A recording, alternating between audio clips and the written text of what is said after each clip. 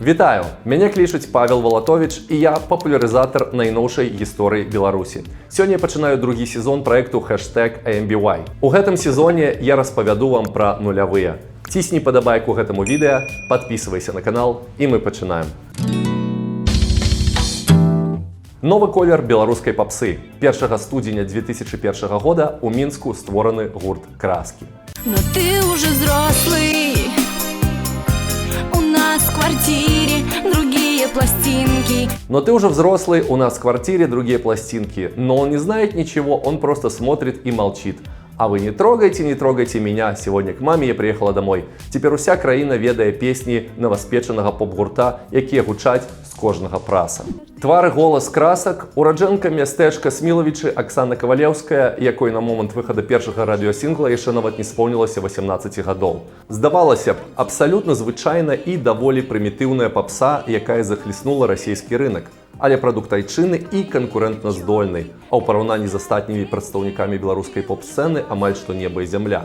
У лістападзе Краскі прэзентуюць свой дэбютны альбом і едуць у нерэальнай па меркам Беларусі тур 172 канцэрты па гарадах і мястэчках. У наступным годзе музычны зборнік будзе перавыдадзены лейблам Real Records і Краскі пачнуць заваёўваць расійскі рынок. И так сердито не качайте головой. Сегодня к маме я приехала домой. Аксана Кавалеўская запіша з Краскамі 5 альбомаў і дасць сотні канцэртаў у тым ліку ў ЗША, Германіі, Нідерландах, Ізраілі. Краскі застануцца адным з самых паспяховых поп-гуртоў у найноўшай гісторыі Беларусі. 12 студзеня 2001 года урач-псіхіятр Дмітрый Шыгельскі публікуе артыкул у газеце «Наша свабода», у якім ён ставіць Александру Лукашэнку дыягназ «мазаічная псіхапатыя». Супраць доктара заводзіцца крымінальная справа. Сам Шыгельскі ўжо пакінуў Беларусь яшчэ ў снежні і знаходзіцца ў Нью-Йорку. Да ад'езду Шыгельскі працаваў загадчыкам аддзялення ў Магілёўскай абласной псіхіятрычнай лякарні. У першым жа інтэрв'ю ён паведаміць, што назірае за Лукашэнкам ад самага пачатку яго палітычнай кар'еры. Шыгельскі сцвярджае, што з 1994 года ён размаўляў на гэтую тэму з больш чым сотняй псіхіятраў і ніводзін з іх не прызнаў Лукашэнку псіхічна здаровым чалавекам. Доктар кажа, што да свайго даследавання ён гутарыў з людзьмі, якія асабіста ведалі Лукашэнку па месцу вучобы, службы ці працы, а таксама вывучыў вялізны архіў з яго выступленнямі, прамовамі, відэа і аўдыёзапісамі. Шыгельскі заяўляе, што не мае намеру вяртацца назад у Беларусь, пакуль у ўладзе знаходзіцца Лукашенко, бо ведае, што сваіх асабістых ворагаў прэзідэнт проста прыбірае фізічна. В психиатрии есть простой критерий. Если человек представляет непосредственную опасность для себя или окружающих, то это допустимо. С учетом того, что на той должности и при той концентрации власти, которые были у Лукашенко, у меня не было сомнений, что он представляет опасность, я-то даже принял решение о том, чтобы опубликовать этот диагноз, то, что я мог сказать. Генпракуратура Беларусі адказвае, што нават калі Шыгельскі схаваецца ў лацінаамерыканскіх джунглях, яго ўсё роўна знойдуць і ўручаць яму позву ў суд, а перад гэтым яго самога змусяць прайсці медыцынскі агляд. Апаненты ўлады пачнуць выкарыстоўваць у дачыненні да Лукашэнкі эпітэт «мазаічны». 14 студзеня 2001 года у Белавежскай пушчы таемна збіраюцца 40 маладзёвых актывістаў і ствараюць пратэсную арганізацыю. Мэтай гэтага аб'яднання з'яўляецца негвалтоўны супраціў рэжыму Лукашэнкі. У арганізацыі няма відавочных лідараў, каб у выпадку арышту вярхоў гэта не змагло перашкодзіць яе дальнейшай актыўнасці.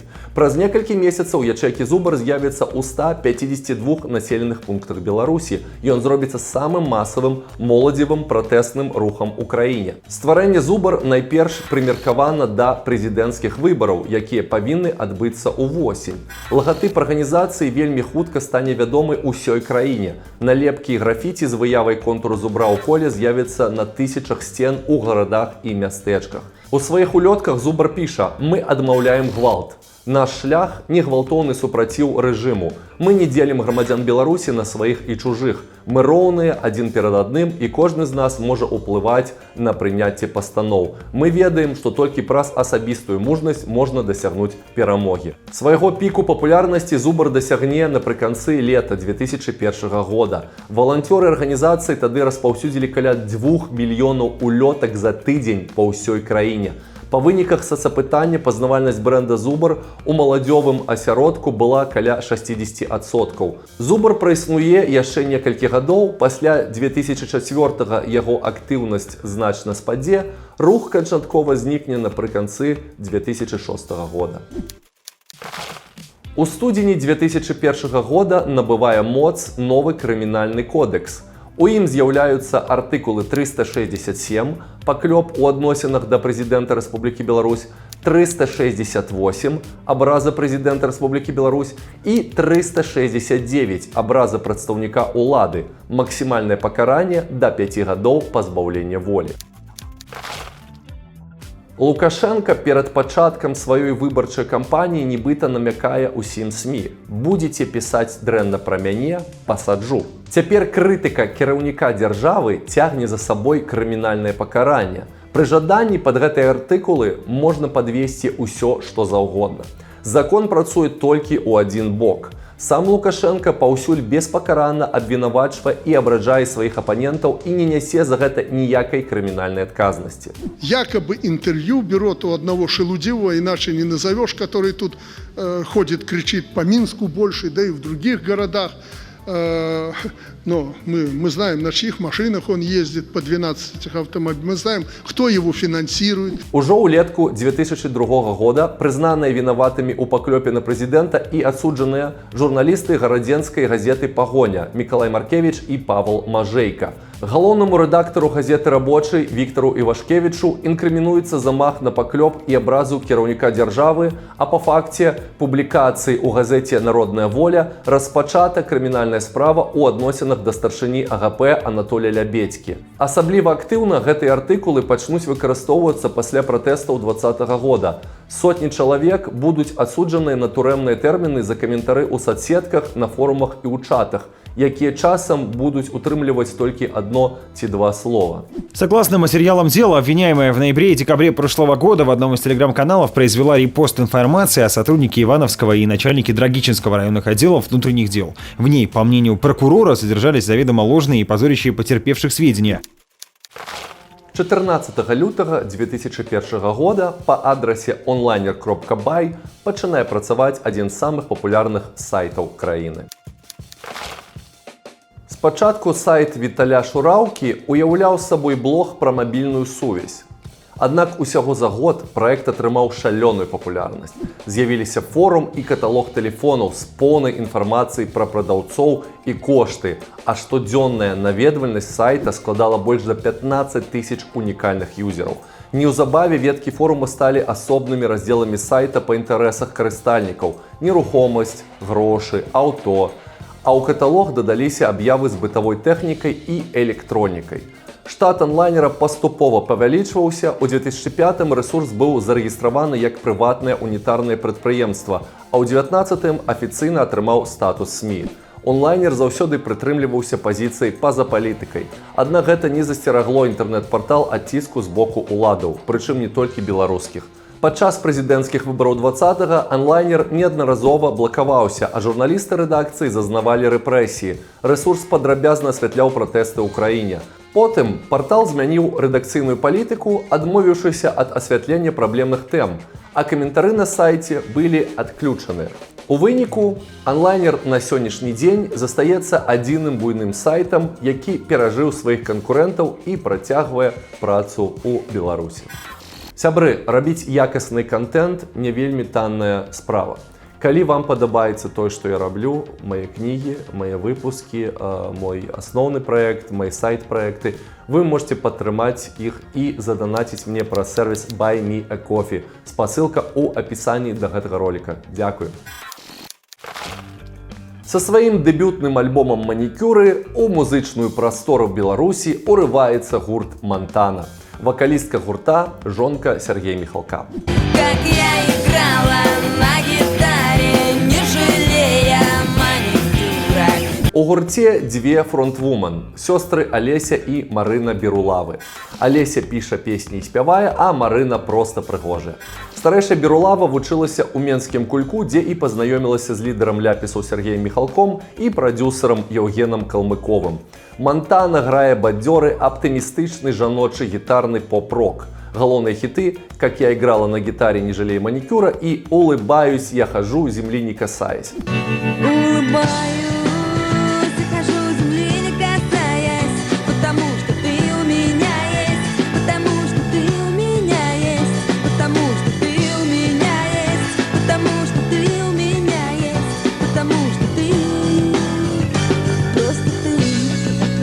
У межах Беларусі альбом мае поўны поспех, а ў Расіі яго сустракаюць даволі прахалодна. Па мерках вялікай краіны якасць матэрыялу і ўзровень запісу не топ. Крытыкі з'едліва прыкмячаюць, што ў вакалісткі дадзеныя, мякка кажучы, ніжэй за сярэдне. Першы альбом застанецца і апошнім. Праз 2 гады гурт разваліцца, а сёстры Берулавы створаць поп-праект пад назвай «Мэри Поппінс». 14 жніўня стартуе агітацыйны тур «Выбірай», мэта якога заахвоціць моладзь да ўдзелу ў выбарах у рэгіёнах пры дапамозе рок-канцэртаў. У туры прымаюць удзел гурты «Нейрадзюбель», «ТТ-34», «НРМ» і «Z». Тур праводзіцца пры падтрымцы дэмакратычных сіл, але афіцыйна за ганчарыка на канцэртах ніхто не агітуе. У сярэдзіне выступлення на сцэне з'яўляецца аранжавы баннер з надпісам «Выбірай 090901».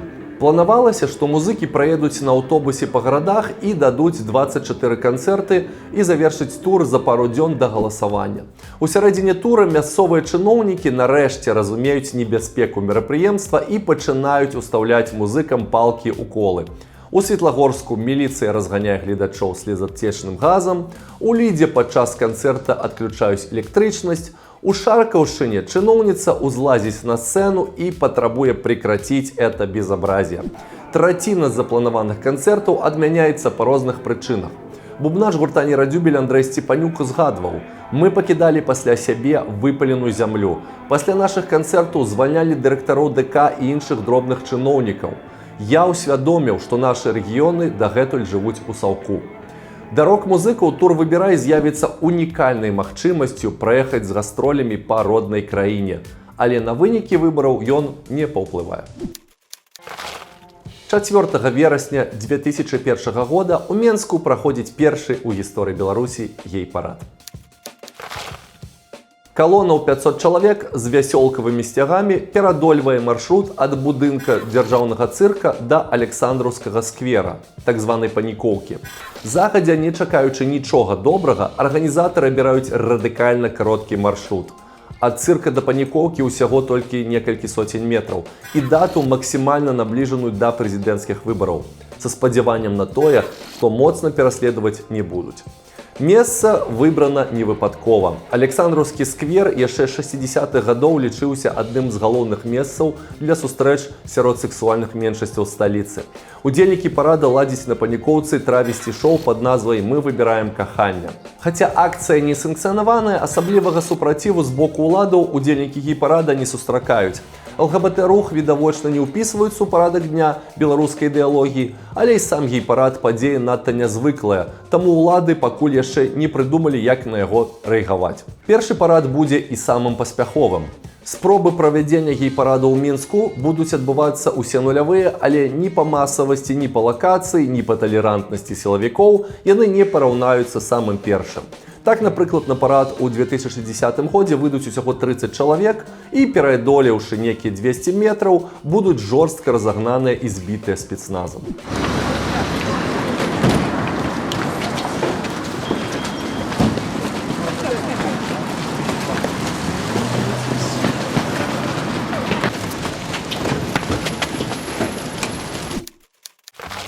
Пятага верасня зборная Беларусі па футболе сенсацыйна абыгрывае зборную Польшы 4-1 і становіцца як ніколі блізкая да выхаду ў фінальную частку чэмпіяната свету. Эдуард Малафеев – знакавая постаць у беларускім футболе. Пад яго кіраўніцтвам мінская «Дынама» выйграла чэмпіянат Савецкага Саюза ў 82-м. Ён прымае зборную ў 2000 годзе і пачынае рыхтаваць яе да адборачных гульняў чэмпіяната свету 2002. Нашымі супернікамі па групе становяцца Арменія, Норвегія, Польша, Украіна і Уэльс. Група яўна не па ўзроўні беларусаў, вялікага поспеху ад іх ніхто не чакае. Але Беларусь даволі нечакана абыгрывае Уэльс, Норвегію і Арменію і яшчэ тройчы гуляе ўнічыю. 1 верасня Беларусь прайграе дома ўкраіне 0-2. Малафеев абвінавачвае лідараў каманды, гульцоў кіеўскага «Дынама» Валянціна Бялькевіча і Александра Хацкевіча ў здачы гульні і выганяе іх са зборнай.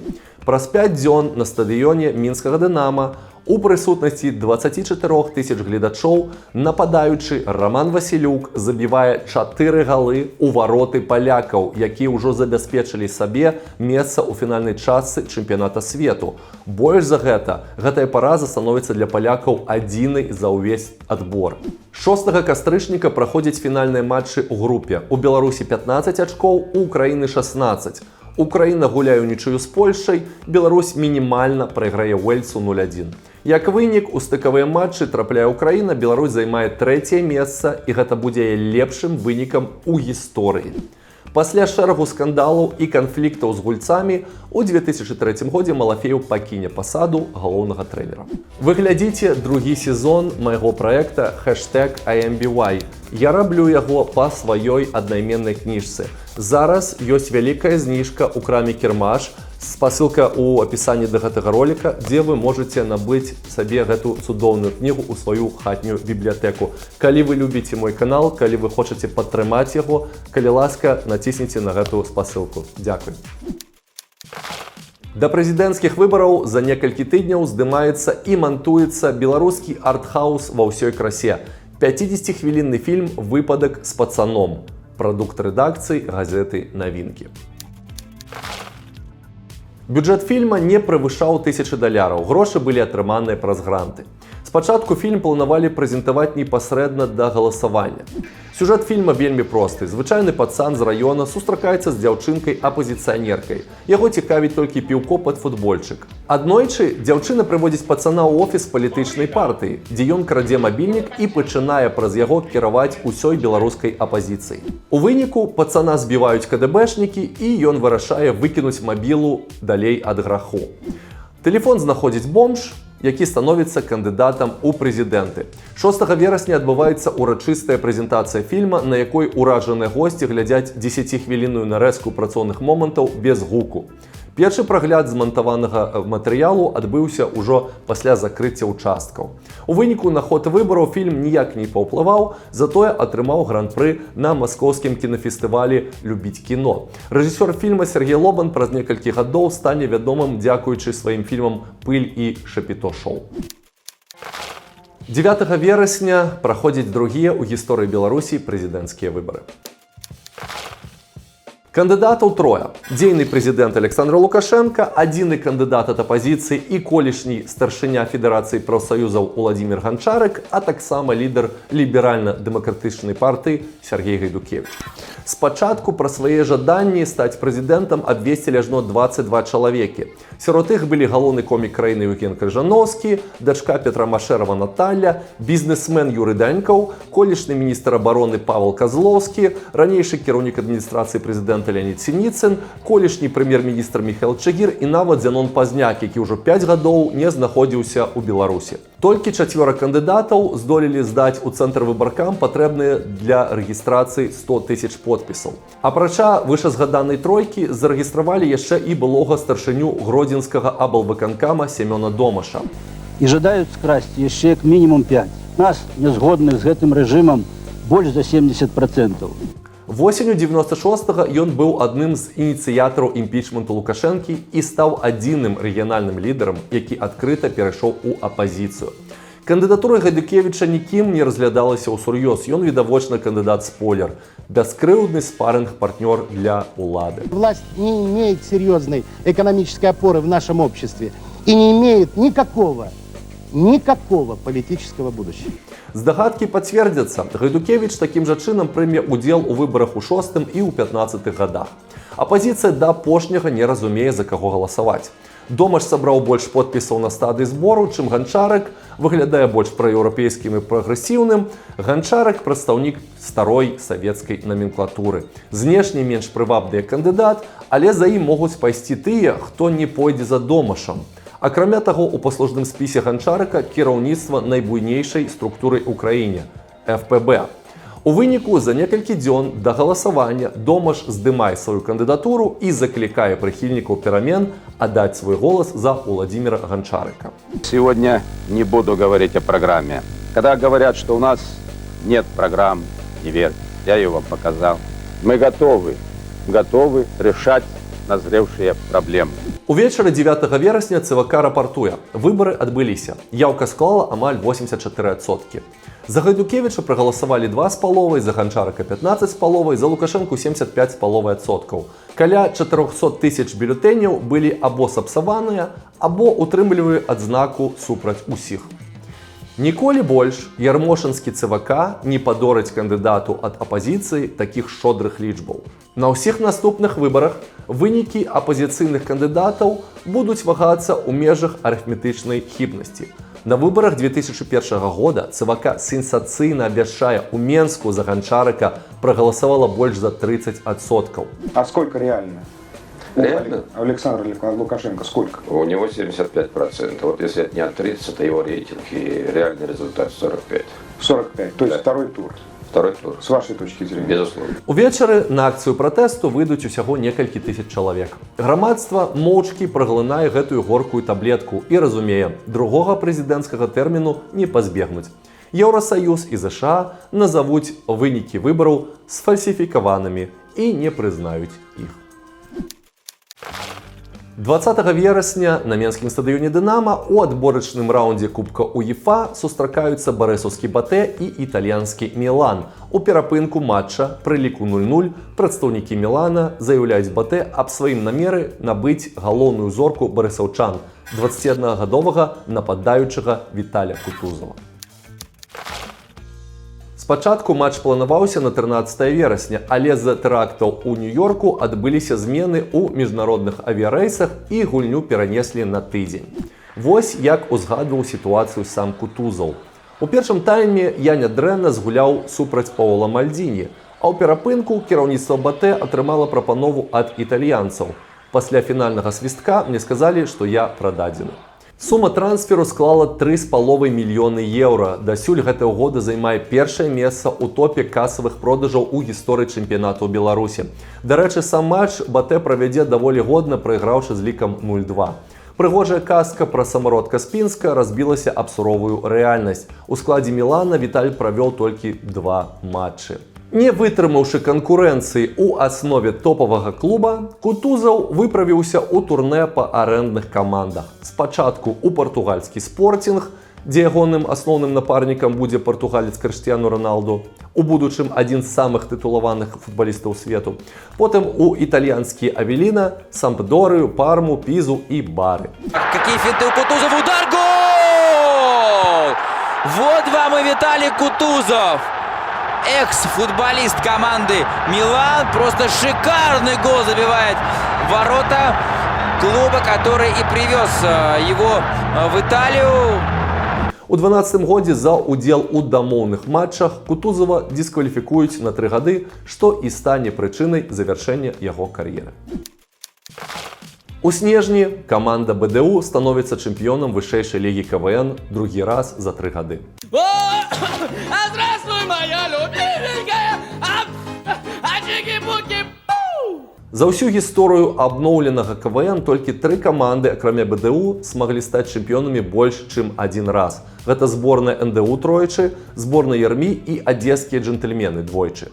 Шчыльнасць жартаў і ўзровень эпатажу на сцэне робяць мінскую каманду безумоўным хэдлайнерам КВН на піку яго папулярнасці. Жарты пра пасек для магнітафона і парня мала дога полюбіла я пойдуць у фальклор і перажывуць свой час. Итак, вопрос. Кто зовет больше латышских композиторов? Чур, мы первые начинаем. Раймонд Паулс.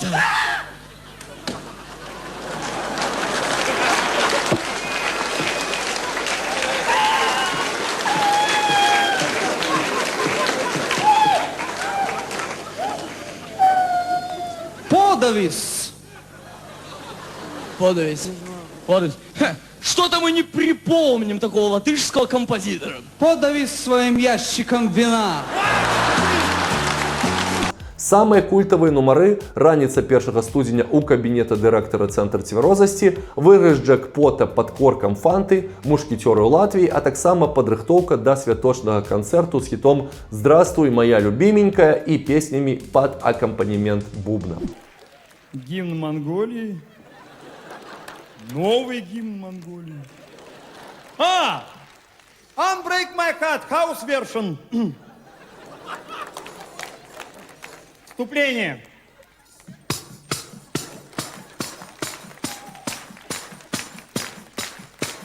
Блин, длинное вступление в этой песне. Unbreak my heart.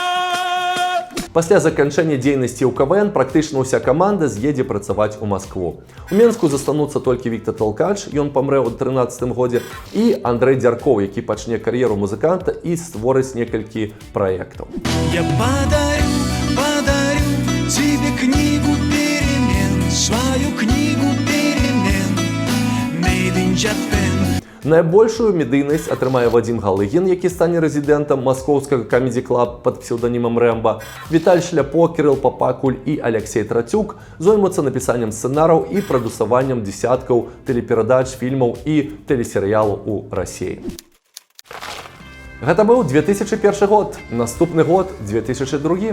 Новы гімн, мухі катлеты, цуд на лёдзе ў Солт-Лейк-Сіці, Мулявін патрапіў у аварыю, мітынг за трансляцыю футбола, першы музыкальны, Саша і Серожа.